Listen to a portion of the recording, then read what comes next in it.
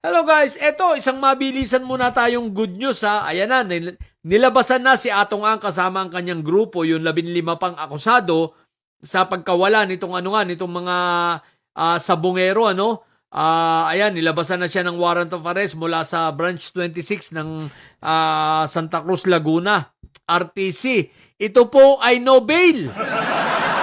So kahit papaano, congratulations sa sa sa ating mga kapulisan at sa CIDG na lumakad at talagang nagpursige para sa kasong ito ni Atong Ang. So sa mga kamag-anak ng biktima, kahit papaano ito ay makakagaan-gaan sa kanilang loob, no? At least nakikita nila ngayon, nagsisimula na ang justice, talagang gumagana na. Okay? So pero ito, congratulations din kay Atong Ang ha. Atong Ang, isipin mo ha, akala mo untouchable ka. So ngayon, pahiya ka. So SILG, John Vic, ayan na yung sinasabi mo na talagang huhulihin mo na itong mga ito.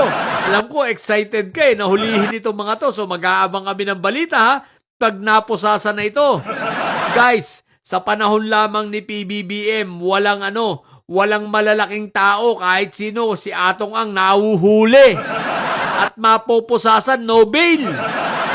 Di ba ka? Kahit marami tong pera. Di ba? So Atong Ang, yari ka ngayon, hindi ka iniligtas ng pera mo. Di ba? Sa dami mong kalokohan, sa daming sugal na pinagagawa mo, sa daming pinahirapan mong Pilipino, ano ka ngayon? So, hindi lang ito justice sa sa mga namatayan na sabongero, kundi pati sa sambayan ng Pilipino na napakadaming beses na at napakatagal nang niloloko nito ni Atong Ang sa pamagitan ng mga sugal.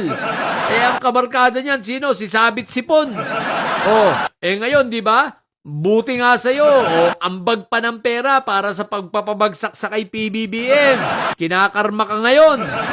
Sabit Sipon, di ba? Nag-ambag ka rin, naglalabas kayong dalawa ng pera para pabagsakin si PBBM, di ba? Hintayin mo lang ang karma mo, parating na. Sabit Sipon, alalahanin mo, Nobel rin na naghihintay sa'yo. Yung plunder mo, hintay-hintay ka lang, hindi na yan magtatatagal. At magsasama ko ni Atong Ang magkosa. Ay, hindi pala. Malayo pala. Ikaw ay sa Ilocos eh. Malamang, hindi, sa Ombudsman, sa Sandigan Bayan ito yung sinampa. So, Maynila ka. So, makakasama mo yung mga ibang mga senador, So, most likely, sa Payatas ka. So, kay kukumit, no? So, eto si Atong Ang, syempre, sa Santa Cruz, Laguna ito.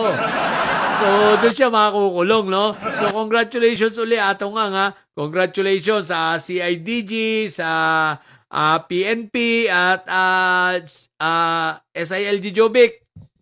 Fire na.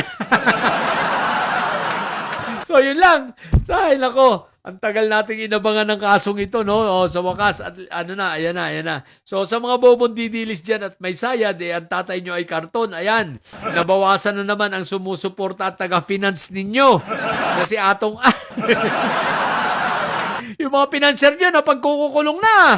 Si Tepes, si Atong Ang, nangyari na, si Diskaya. Susunod pa si si Sabit Sipon. Hindi na yan magtatagal, sigurado yan. So, ang tatay nyo ay karton, manatili kayo may sayad sapagkat ang may sayad ay laging high blood. Bye!